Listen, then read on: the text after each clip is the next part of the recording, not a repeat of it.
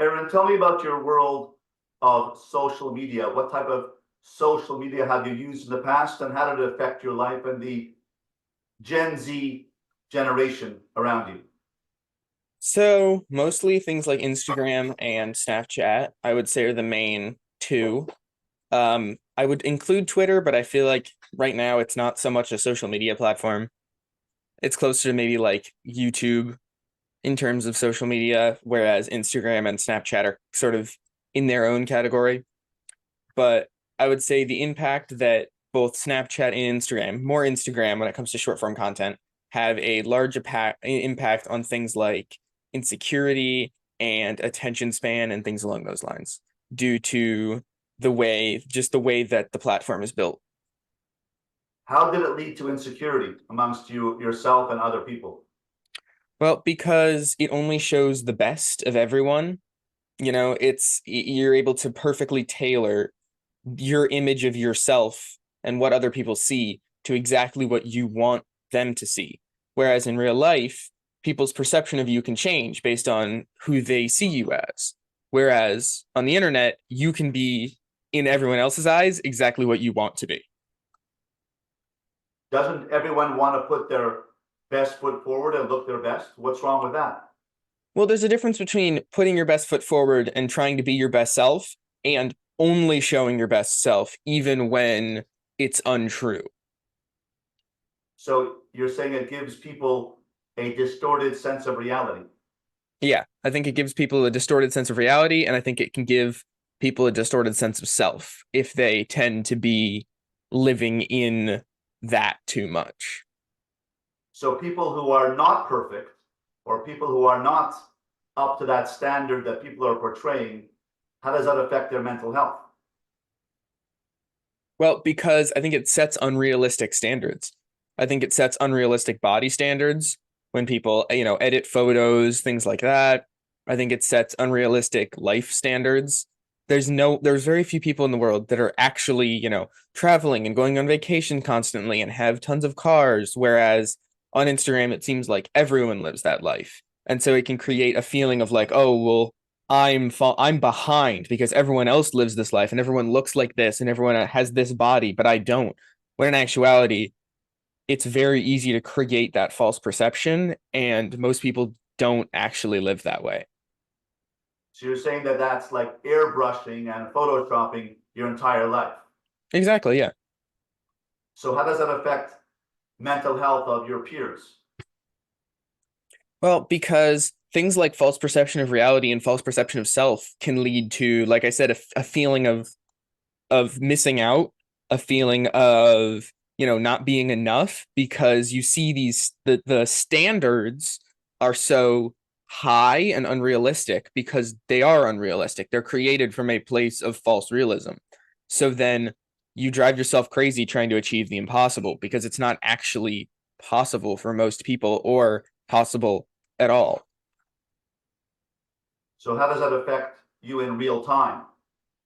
Well, it can lead to you know, it can lead to depression because you feel like you're not good enough, you're not living as much of as everyone else and you're falling behind. Everyone else has more friends than you, things like that.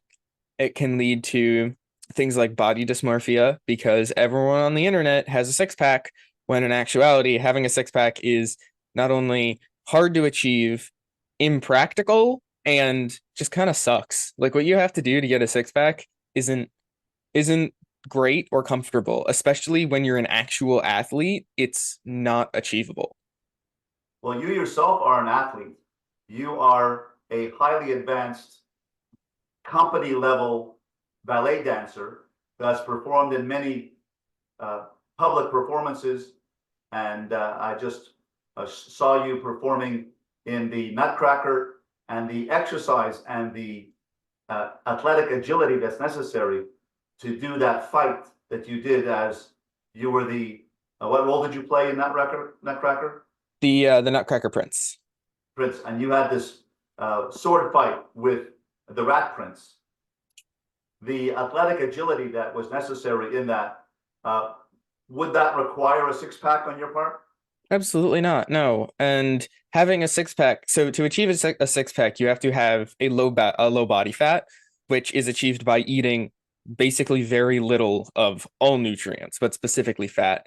And so that leads your body to be tired, not have enough food, whereas us as the male principals especially, but even the female principals eat a lot of food before the show because we burn calories so much on stage and it's such intense cardio that you can't be purposefully not eating to make yourself look better. And in the end, it doesn't really matter. Like I have a shirt on the entire show. Now, is there sometimes, especially in ballet as a male dancer, where you will be shirtless? Yes. Have I ever had to play that role? No.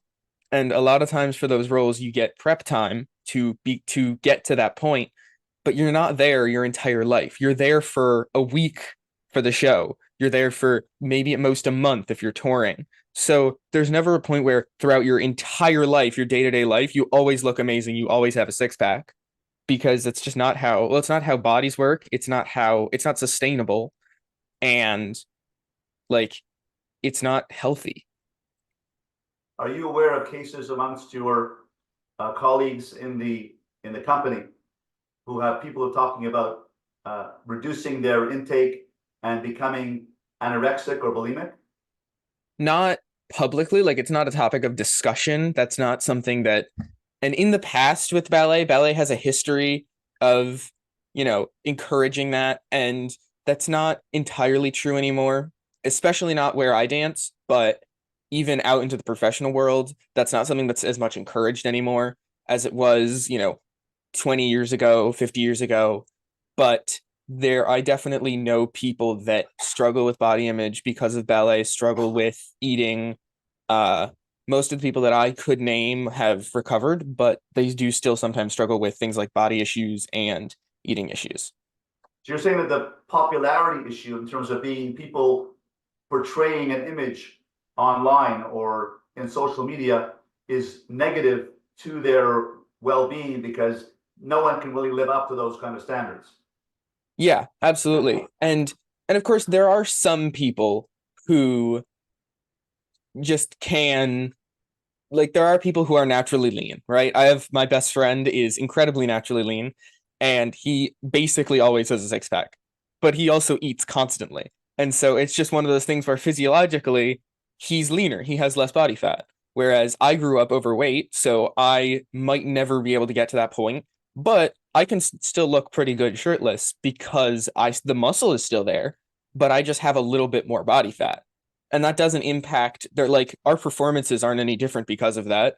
Our performances are vastly changed by other things, height. He's 5'4", I'm 6'2".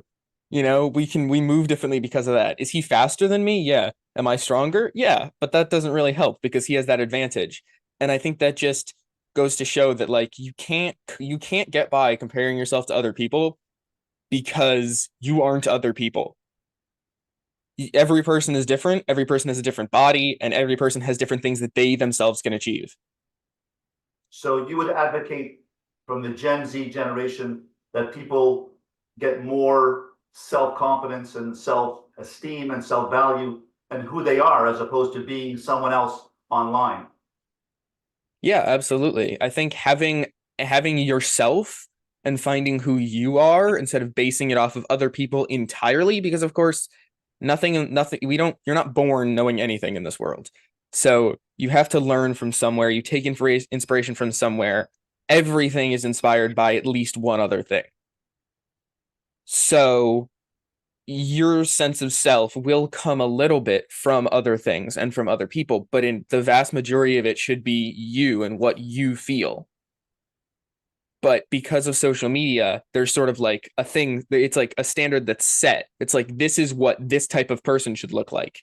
We come up with these crazy long names that are like, this type of person should wear these exact earrings and this exact makeup and these exact clothes. And that's how you become that person. As opposed to being yourself. As opposed to being yourself. Yeah.